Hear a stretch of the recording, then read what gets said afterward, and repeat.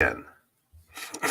Okay, well, we are live, Chris, on YouTube, X/Twitter, but not on LinkedIn because I've failed to make our streaming software work. But welcome to Blitzscaling a Startup. And I think you usually say, I'm Julian. I am Julian. And I'm Chris. And Chris, we have a big announcement this week, which is that we have a new podcast stream. So we've been doing these interviews, and you had the great idea of creating a podcast stream for them. So we now have a interviews stream. So people just search Blitzscaling interviews on any podcasting platform. They can find them. Our interviews include Fortune 500 CEOs, global superstars, and Chris, obviously. So those are the main attractions. Yeah, I was talking with somebody yesterday who works with a guy I know who's a Grammy Award-winning musician and composer who composed music for famous video games like Final Fantasy VII and is working in the AI field. Maybe I should try to get him on too. That'd be fun. Like, I really like doing all the entertainment people. There are two other segments I want to try out, see if people would do it, which is sports coaches. Well, coaches, like agents of sports stars. That would be very cool. And then like I found a list of all the agents. And then the other one were Bollywood directors. That would be cool. That would be interesting as well. I must admit, I have less familiarity. I haven't watched true Bollywood. I have not yet watched RRR, for example, which is a huge thing. Would like to. I did watch Bride and Prejudice, which is a hybrid movie of Bollywood and Hollywood. That was pretty entertaining. But yeah, no, that would be great. Yeah, I used to be a huge fan of Bollywood movies back when I went to India a lot, and then there was a movie theater near my house that couldn't get any good movies. They're like American movies, so they would just play foreign movies. Yeah, I used to really like them. I never watch TV anymore, but I'm a huge fan of Bollywood. Okay, speaking of things that I am a fan of, we are going to talk about something that I'm a fan of, or that I have a bias for. Work, and more work. Yeah, exactly. Work with work upon work, which is a quote from Aeneid, I think. I'm not sure. One of these. We have to find out. Well, we must look it up. Hold on while I type this in. I can Google it. Hesiod works in days. Hesiod.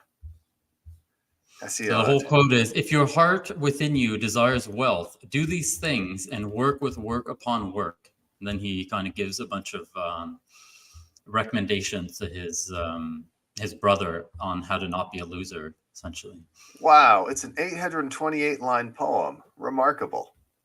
Yeah, it's one of the oldest, Greek poems. Kind of, along with Homer and stuff. Like they were kind of like the two oldest ones. But this one's very different. Like it's kind of much more prescriptive. Anyways, I really like that one line where it says "work with work upon work." I don't know how true of a translation it is, but yes. Well, this will be a fun discussion because it's a topic that I've spent a lot of time thinking about. Yeah. So that's the question, which is when you're a startup founder, to what extent should work be your only priority, right? And I assume part of it is it's kind of like there are different stages of the startup. So like Mark Zuckerberg, doesn't make work his only priority anymore. Or Jeff Bezos, clearly not, since he's left. And presumably you have to make it more of a priority at first. So that's probably one thing. But there are a lot of like tricky questions. So it's like, should you prioritize your startup over your family? Should you prioritize your startup over your health? And people do. I think Reed famously lost a ton of weight when he when he left LinkedIn and kind of had a more normal life. Yes. So I don't know, what's your kind of overall framework or thought process around, prioritizing your startup over everything / not everything? Well, there are so many nuances to this that it may take a while to unpack.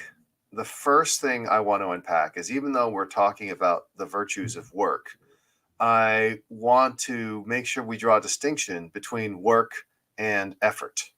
One of my pet peeves is people who believe that effort is in and of itself valuable. And I tell people, well, no, it's a rule of thumb that generally working harder is better.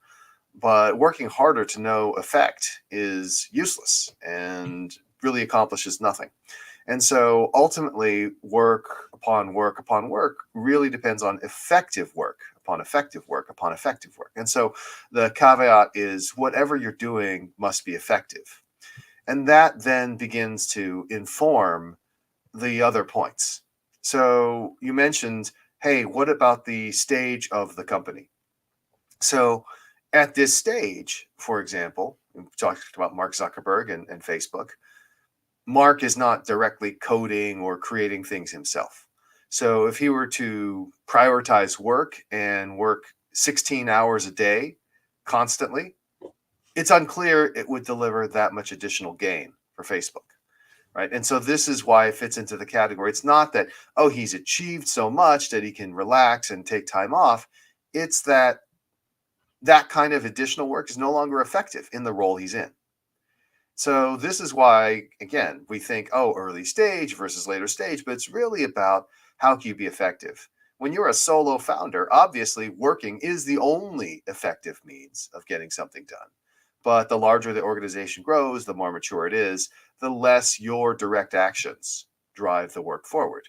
You still are incredibly important to the organization. Mark Zuckerberg drives Facebook forward by maintaining the culture and setting the direction and inspiring terror among his workers, but that's not something that requires him to be there 16 hours a day. And so it's unnecessary, and there's no virtue in unnecessary work, only in effective work. So we talked a little bit about the stage, but the stage of the company is only one element. The other thing is the stage of life and the circumstances that you have. So you asked, should I prioritize work above family? And it's very unpopular, right? We live in a world where people have this notion of what they should say. And so they will say, no, of course, family comes first. And I'm like, well, maybe not, right? There are times when work is really critical. And for the good of your family, maintaining your economic engine is more important than attending a particular concert or baseball game or what have you.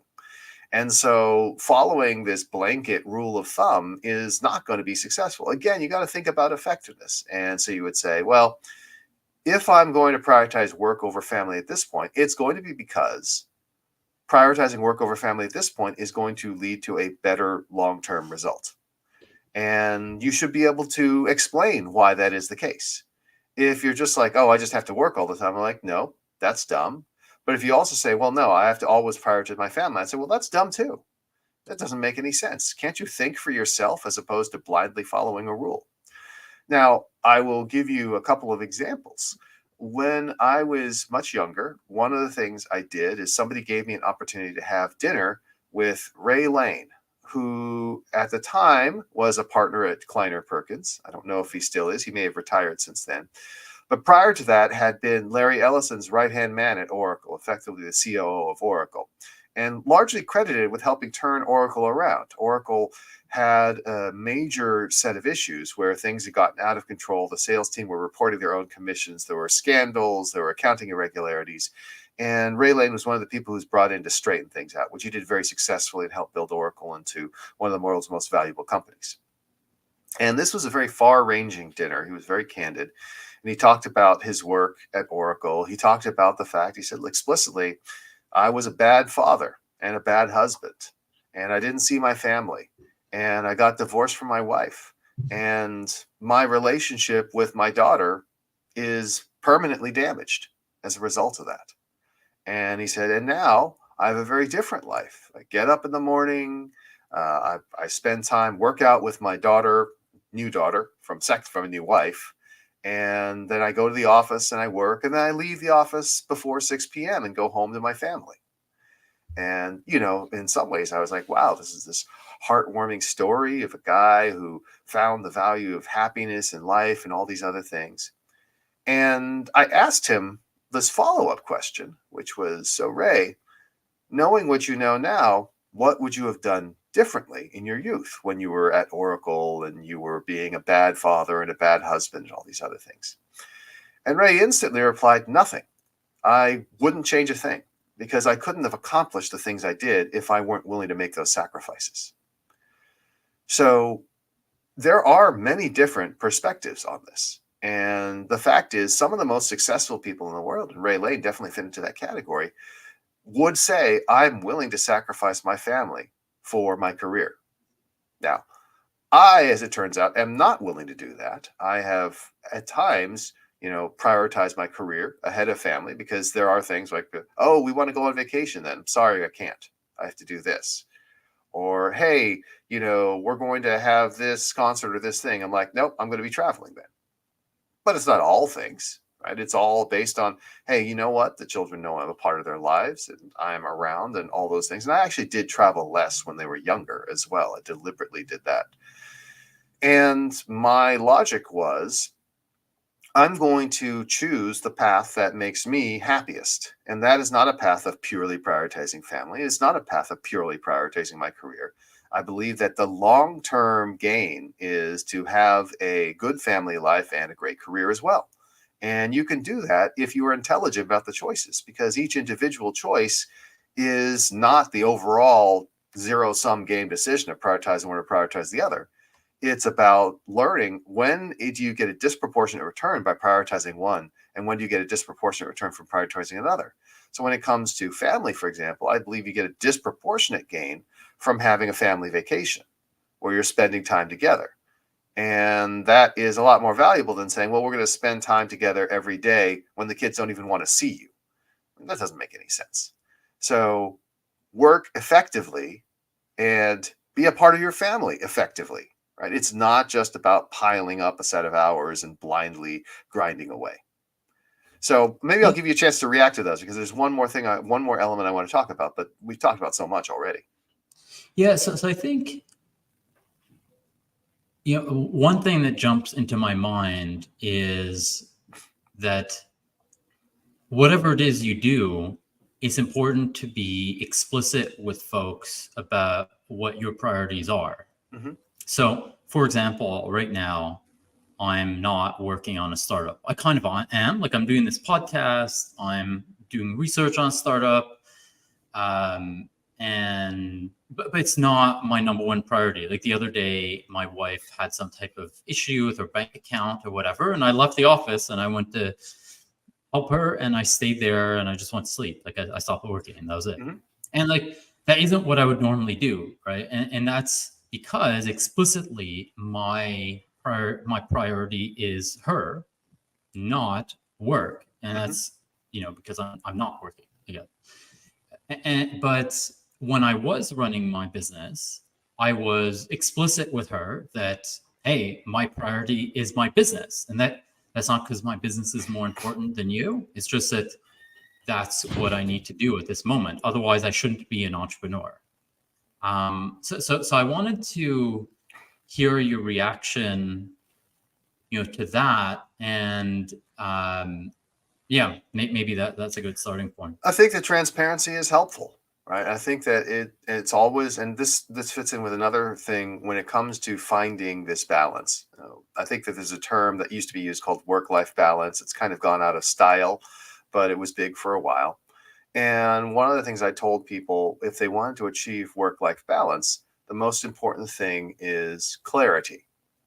And that involves being explicit and transparent and saying, this is the priority right now.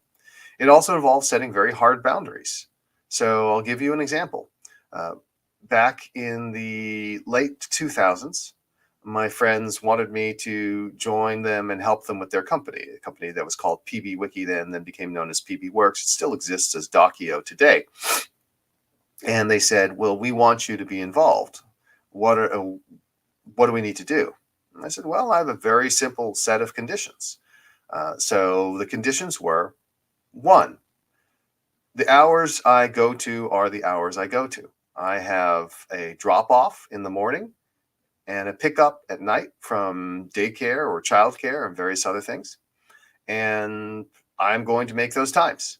And if you need me for some sort of late evening thing or something like that, well, you have to let me know in advance. Don't expect to pop in at 4 p.m. and say, hey, can you stay late? Because I can't make those arrangements that quickly, nor am I going to.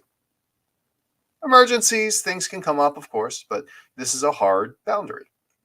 The second thing is that I'm not going to go traveling around because I have a young family and you have a bunch of young single people. They'll do the traveling. I'll travel from time to time as needed.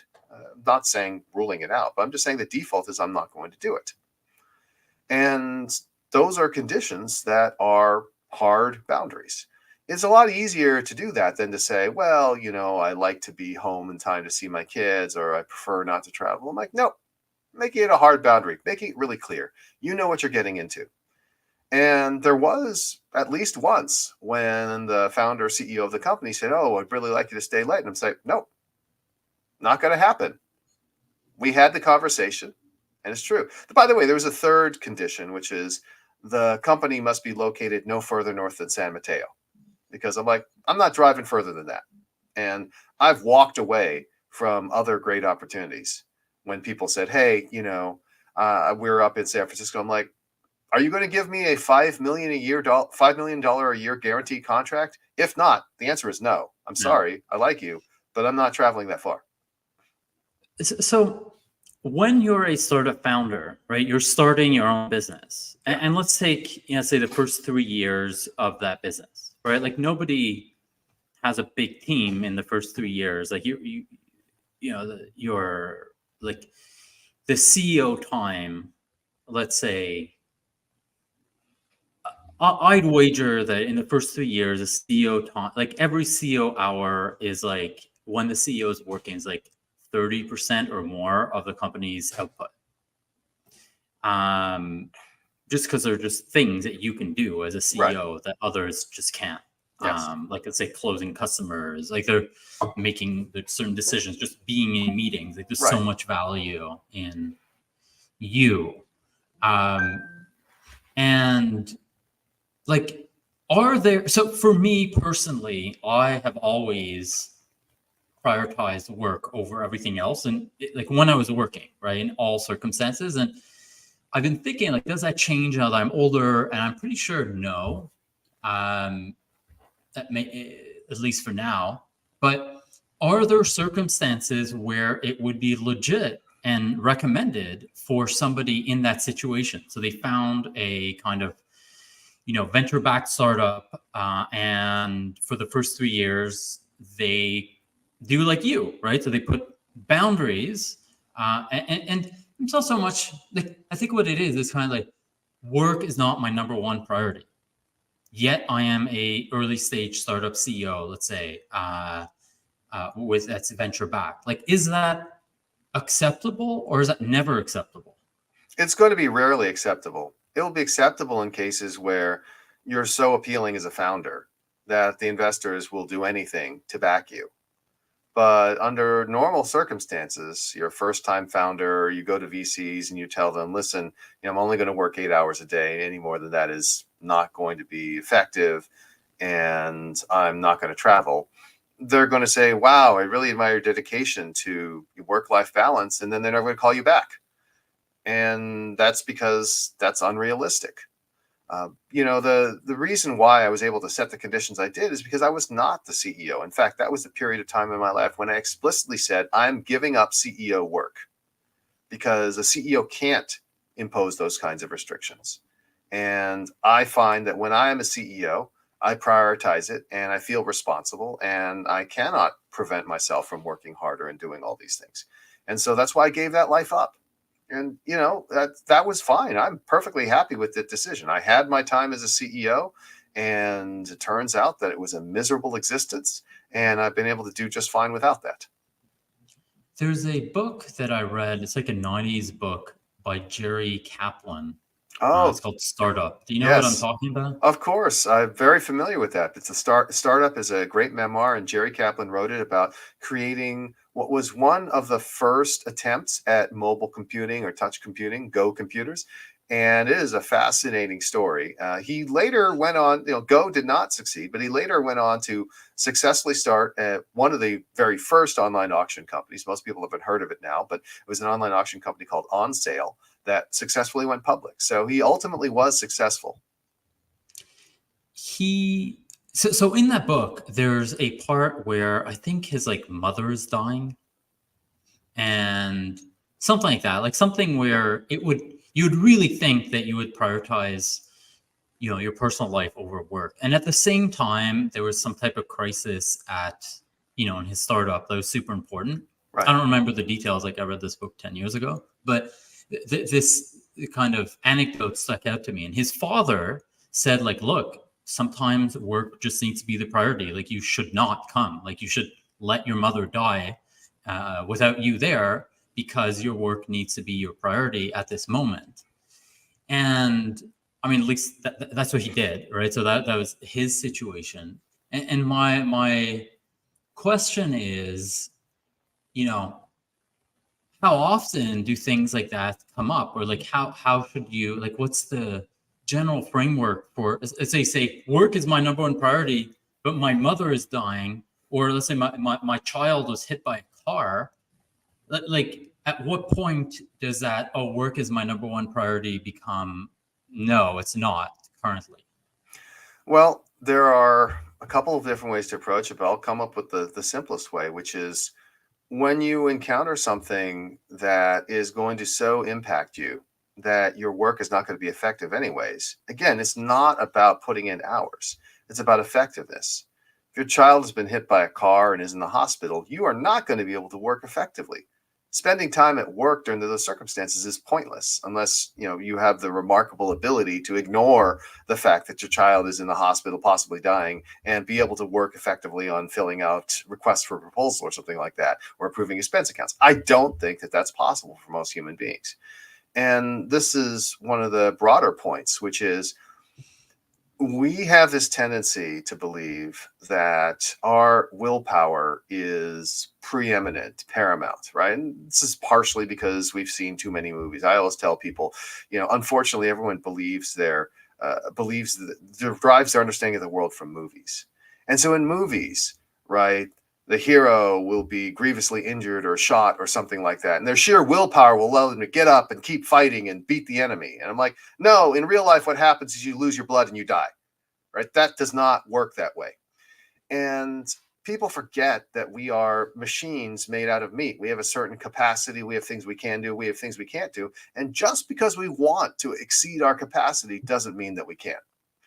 And so I look at it this way. Let's say, you were saying, I don't know if I can do this. No, if I just want it badly enough, I will. Well, that's ridiculous. That's like saying, oh, my Toyota Corolla is a little underpowered, but if I really want to win the Indy 500, I can. That's absurd, right? Be realistic about who you are, what you can do, what you're capable of. Don't believe that willpower conquers everything. Make the smart decision. So, okay, I think the takeaway is, in the extreme case where you're an early stage CEO, like work does need to be your priority. And if you can't make work your priority, then you shouldn't be an early stage There's CEO. plenty of other occupations where you can make a living, even make a lot of money. That's not a good occupation for you. And again, if you are, let's say Mark Zuckerberg were to resign from Meta and he would start another company, venture capitalists would fund him, and they would not worry about the fact that Mark would be spending time with his family or going to his, gigantic estate in Hawaii, because they would say, you know what, it's worth it to back this guy. Yeah. But for the rest of us, no, you got to work. Yeah, I saw there's like one of the founders of Airbnb who started a prefab home company, and he's also on the board of some other company. He recently joined the board of that company. It's like, oh, well, you're a little bit not focused on your new startup, but he can do it because he's one of the founders of Airbnb, I guess. Right. No, again, people are willing to pay for track record and pedigree. We've got this guy, Elon Musk, attempting to run, I don't know how many companies at once.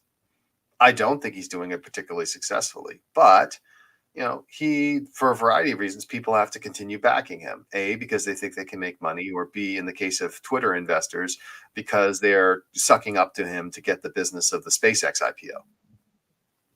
So, okay. So that's kind of like the white hot center of like work should be a priority. That's me, right? Yeah. But then there are others. So there are co-founders, right? There are Mm-hmm. non-co-founder early employees, Right. and what's a reasonable expectation for them? And I can say for me, when I have worked with people in the past, my explicit expectation has always been that they need to prioritize work over everything else.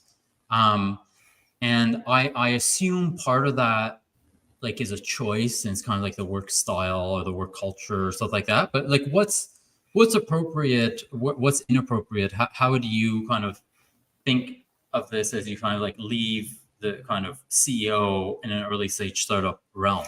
Well, co-founders still need to be devoted to work and willing to work extremely hard. And part of it is that they are part of this management team. They have greater responsibilities, and part of it is ownership. And that is also why, if you want your regular employees to work themselves to the bone, you have to create a culture where that is the case, because they don't own enough of the company to justify that. They just don't. Now, they may be willing to do that because they think there is tremendous opportunity or upside. They may be willing to do that because they believe in the mission. They may be willing to do that because you have managed to recruit a bunch of workaholics who can't help themselves. But baseline, just rational economic incentives don't make sense, right? They shouldn't. They have too fewer zeros in their number of stock shares. So they shouldn't behave the same way that a founder does. And any founder who believes that they will is deluding themselves. In order for that to happen, you have to very clearly be, so again, thinking about the different options. You can very clearly be on a rocket ship. You are going to make a huge pile of money, but we all have to work hard in order for that to happen. Okay. Or alternately, it could be, hey, this is the only game in town for doing this. This is what powered things like SpaceX and Tesla in the early days. You really believe in electric cars. You really believe in rocketry. This is the only way you can work on it. Or finally, you could just gather a bunch of psychotic workaholics together who enjoy being around other workaholics. I imagine, Julian, that you don't like hanging around with people who are like very lazy and unmotivated. I don't like it either. And so, of course, I'm going to work with people who like to work hard. I was going to a meeting yesterday with one of my fellow journal partners, Jeremiah Ouyang, and he was saying, "Hey, do you mind if we work while we're in this car ride to this event that we're throwing?" I'm like, "Of course not. We should be working. I mean, yeah, if you feel compelled to chit chat, we can do that. But I would prefer to work." He's like, "I'd prefer to work too." I'm like, "Good, let's do it." Yeah, so I think what you're saying is ideally the founders need to prioritize work over everything else, and by the force of things, just the fact that you're prioritizing work over everything else will mean that you want to be around people who are prioritizing work over everything else. You don't want them to drag you down. Yeah. So you do want employees who are doing that to the extent that you can, but in real life, they don't have the same incentives as you. So you can't expect them to be quite as hardcore. Yeah, you would need to, in order for this to work, you need to have the non-financial incentives as well. And the non-financial incentives, one of the classic things is that when people want a bunch of folks who work insanely hard, they often get a bunch of young people fresh out of college. And why is that? Because they want to learn, they want to prove themselves, they want to demonstrate that they're better than everyone else, they're hyper competitive. For all these reasons, young people will work really hard. And then when they're all around each other, they're impressionable. You form the culture. They may work like madmen. or mad women. And so that works, but you can't expect to go and get a bunch of mid-career folks who have spent their time working at a cushy corporate job at Google, for example, and say, okay, now it's time to be a startup. Right? They're not going to want to do that, and they probably don't have the capability to do that. Yeah. Yeah. Well, and the thing is also, so folks who are let's say 45-year-olds, right? They have more complex lives. Like they might have an ex-wife, and then they have their current wife has an ex-husband, and then there's some problem with the ex-husband, and then they have their kids, and they have to bring their kids to school. Right. It's like endless amount of complexity in their life. And I guess what you're saying is, you can just, so I guess I think what the kind of rule would be is, like, ideally you get people who are working just as hard as you. Right. But for some businesses, let's say enterprise startups who have to sell to large businesses, you're not going to get a 19-year-old to sell to enterprise buyers in Fortune 500 companies. So you have to work with older people, and then those older people have real limits, and you have to work or like manage that or kind of work around that. And again, you can help with that with clarity. And somebody may say, how come I have to work all the time and that person doesn't? I'm like, well, can you do the things that person can do? Do you think we could find someone else who would be able to do those things as well and also work harder, and that we could afford them? No. Right? This is the real world. You don't get perfection. You have to just piece together from imperfect instruments the best orchestra that you can. And the best orchestra, ideally, is everyone's prioritizing work over everything else. Ideally, but that may not be possible in your case, right? Again, do not confuse the ideal or desirable with what you can actually achieve. People who have unrealistic expectations, they don't necessarily do better. People are like, oh, aim for the stars and land on the moon or something like that. I'm like, that makes no sense. The stars are so far away. The moon is different. This is some ancient, non-astronomy bullshit. But the second thing is, no, what happens is if you continually aim too far and you continually fall short, you just become disappointed and bitter and cynical. Don't do that. Be realistic. I had a conversation with somebody yesterday who was saying, it's really unfortunate sometimes to meet people who are successful but very insecure and who are still driven by that insecurity. And I said, yeah, that's because they don't have a realistic assessment of the self, right? I am okay with assessing myself and saying, hey, there are certain things I am not going to be good at, or there are certain things I'm not going to do in this life. And that's okay. I'm all right with that.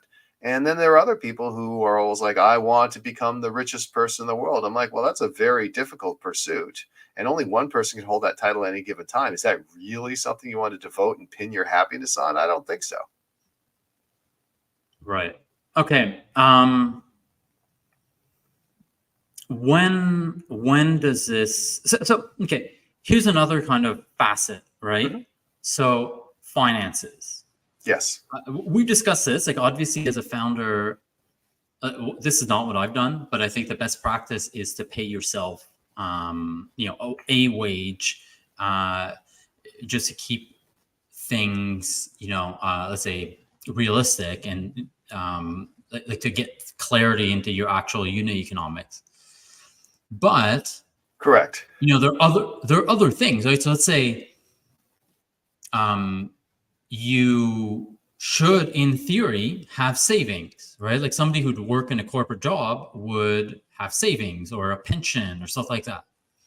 And should founders be setting aside 20% of their income for, in a savings account for when they retire? And like, or should you say, like, look, I'm just not going to have, like, add to my savings while I'm a startup founder? Like, how would you think about that? Well, it depends on the situation. The best way to think about it is, I'll just focus on what is the most common thing in the United States, which is a 401k, which is a retirement savings plan that is deductible.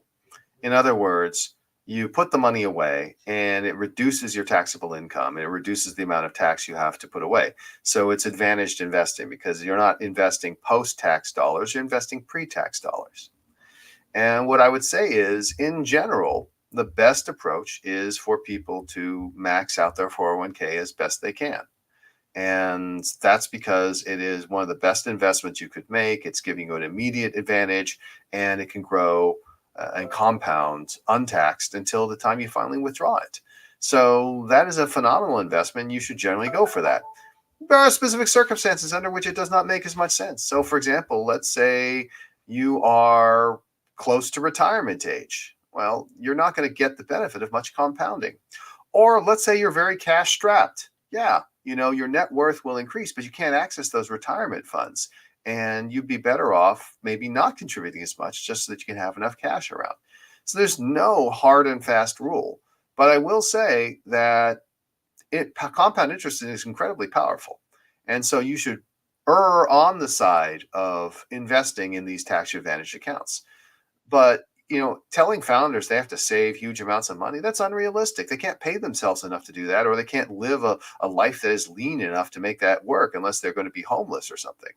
So I think that, yeah, you should save for retirement, but there are specific times when you may say, it's really critical right now. I'm really tight.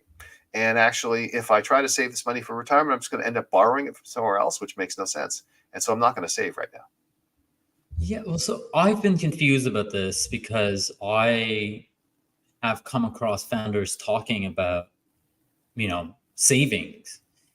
And so let's say you're raising at a 5 million valuation or 10 million valuation.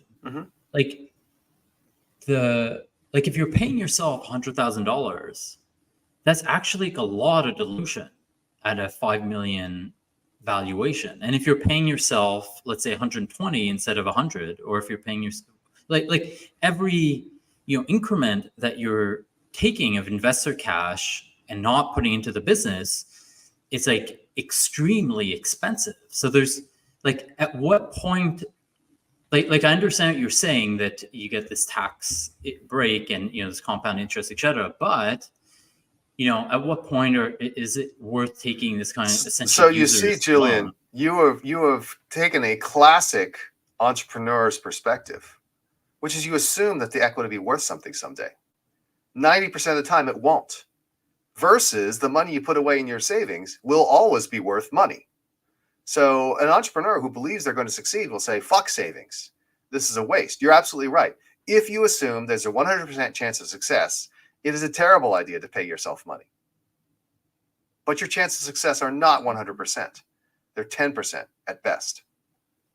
And you would say that if you can, as a founder, you want to act assuming the actual reality, which is that, there's a 10% chance of success. Exactly. You start a company because you believe you could succeed, but so does everyone else. And most of them don't. And you're no different. You may be smarter and harder working, but even then, even the smartest, hardest working person is not guaranteed to succeed. I like to remind people, my friend and co-author, our patron saint, Reid Hoffman, is one of the most successful people of all time. His first startup failed. Okay, how about health? So, I lost a bunch of weight. Well, I gained a bunch of weight running my last business, and I've lost it now. And I had a bunch of back, shoulder pain because stress, essentially, and because I wasn't doing enough upper body, weight training. I think Reid famously, had put on a lot of weight, but the time he left LinkedIn, has lost a lot of it now. Yeah. And so clearly, I have, and I used to do this when I worked in politics too. When we had campaigns, I would put on a ton of weight. Right, you're traveling, you have no access to exercise, you're eating whatever comes your way because you're starving to death, you're under stress, You're losing sleep, all those things. Yeah. Yeah, and the reality is, right, if you are tired and stressed, which is always what happens, right? You're not going to be in a great, super, not stressed and super not tired. You have less willpower. Less willpower means you're eating more crap, right? and you're doing less exercise, etc. Like there's almost no way to get around that beyond spending a lot of money to have like people taking care of you and telling you what to do. So it will degrade to a certain extent, but like what framework would you use to think about how much of your health is worth sacrificing beyond the obvious, which is like you don't want to have long-term damage, essentially. Right. But how would you think about that? Yeah, no, I think you're right in terms of, you're trying to just avoid long-term damage or even worse, death. Right? That's what you're trying to avoid. And again, you can recover from a lot of things. They will not permanently break your health, especially if you're younger. But what I would also challenge is this notion that, hey, it's just bound to happen. Right? There are ways to reduce the impact. There's no way to eliminate the impact, but there are ways to reduce the impact, and things on the margin that can really help you be more effective under those circumstances. So thing number one is sleep. What I tell people is the power of a nap during the day is equivalent, like a 20-minute nap during the day or 10-minute nap during the day is equivalent to an extra hour of sleep at night. That's a good trade. You should take naps. That's one of the things I do. People often feel like I'm very productive. I just accomplish a lot in my life. Part of it is that I nap. And I have been napping steadily for nearly the past 2 decades because I realize this is something that's very effective. Same holds true for diet and exercise. So for diet, just make it easier on yourself to make the right choices. Have things that are very easily at hand as a snack when you're hungry. So I have always around me a lot of nut butters. Nut butters are high in protein, high in fat. They are good and satisfying. They're better for you than most of the snacks you're going to be able to obtain. They're relatively inexpensive. All you need is to have a jar and a spoon, and you're all set. I mean, if you have a nut allergy, obviously this doesn't work. But my point is there are all sorts of healthy snacks that you can have around. Don't fall prey to the belief that you have to eat the same snacks as everyone else. You don't need to eat candy bars and chips. You can eat something else. You can just get peanut butter out of a jar. And by the way, it's much healthier for you and it's less expensive.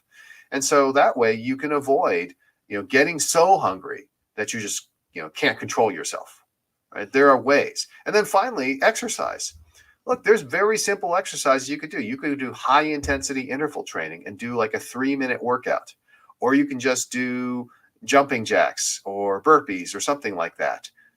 There's always ways. It's not an all or nothing. It's not like, oh, I have to go to the gym or it's not worth it. I mean, any activity will help.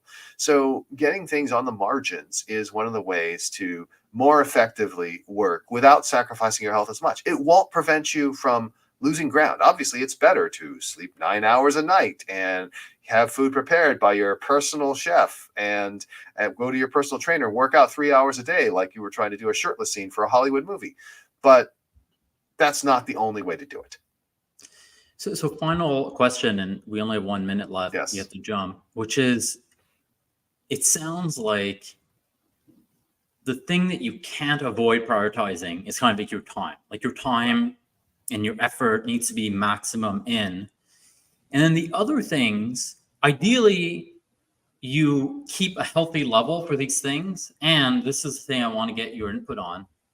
Having venture capital, having investors who give you significant amounts of money that are not irrelevant actually helps a lot with that. Like it removes stress. It enables you to pay yourself a decent wage, et cetera, et cetera. So everything is all about investing and making these sacrifices. We're making them not because sacrifice is good, because it allows us to do something else. And so venture capital is similar. You take in this money, you give up ownership, but the idea is the way you invest that money that they invest in you delivers such a high return on that investment that you more than make up for it in the end. And the same holds true for everything. Like I said, if you have to invest 2 hours into fitness, that's a difficult investment. If you have to invest 3 minutes, it's much different. So look at everything in the framework of an investment and in terms of ROI. And again, you have to think about both the short-term and long-term ROI, because you only have, as far as I know, this one life. You got to make it count. So Chris, thank you so much for, this conversation. Everyone who's listening, thank you for spending your time with us. Remember to, subscribe or like this video or this audio, and see you guys next week. See you soon, Julian. Looking forward to it.